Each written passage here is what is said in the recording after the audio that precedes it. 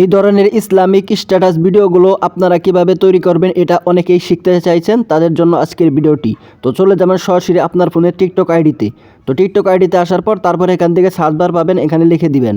তো সার্চ বারে আপনারা লিখবেন স্ট্যাটাস ভিডিও ব্যাকগ্রাউন্ড। সো লেখার পর তারপর এখান থেকে অসংখ্য ইসলামিক স্ট্যাটাস ব্যাকগ্রাউন্ড চলে আসবে। তো এখান থেকে যে কোনো একটি ব্যাকগ্রাউন্ড আপনি ডাউনলোড করে নেবেন। ডাউনলোড করার পর সরাসরি চলে যাবেন আপনার ফোনে থাকা চ্যাট জিপিটিতে।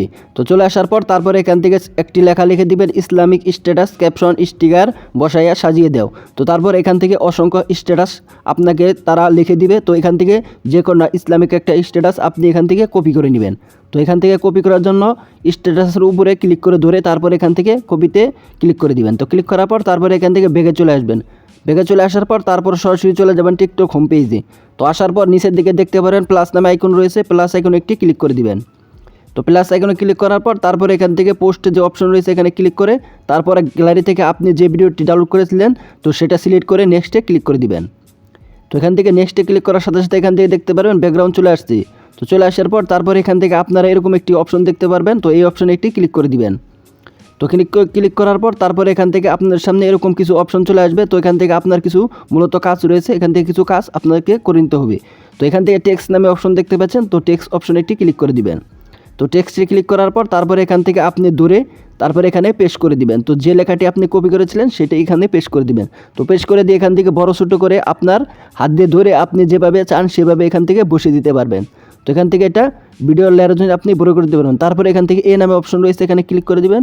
তো ক্লিক করার পর এখান থেকে অসংখ্য লেখার ফিল্টার চলে আসবে। তো এখান থেকে আপনি এগুলো সব সম্পূর্ণ ফ্রিতে এখানে ইউজ করতে পারবেন, আপনার যেটা ভালো লাগে।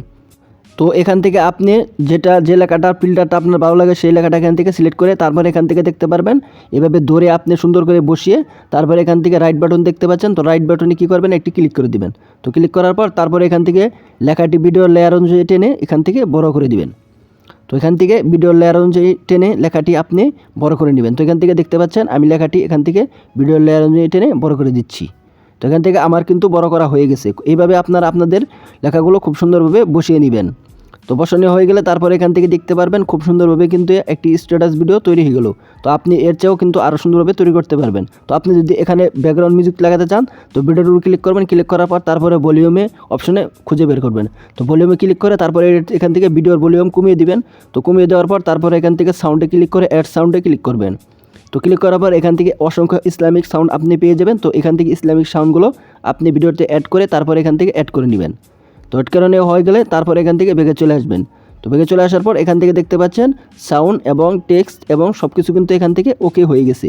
তো এখন থেকে উপরে দেখতে পাচ্ছেন টিক মারে ক্লিক করে দিবেন। তো ক্লিক করে এখান থেকে কিছু হ্যাশট্যাগ দিয়ে আপনি এখান থেকে এটা পোস্ট করে নিতে পারবেন। তো এখান থেকে দেখতে পাচ্ছেন হ্যাশট্যাগ দিয়ে তারপর এখান থেকে পোস্টে ক্লিক করে দিলে এখান থেকে আপনার ভিডিওটি এভাবে পোস্ট হয়ে যাবে। তো এই ছিল ভিডিও লাগবে চ্যানেল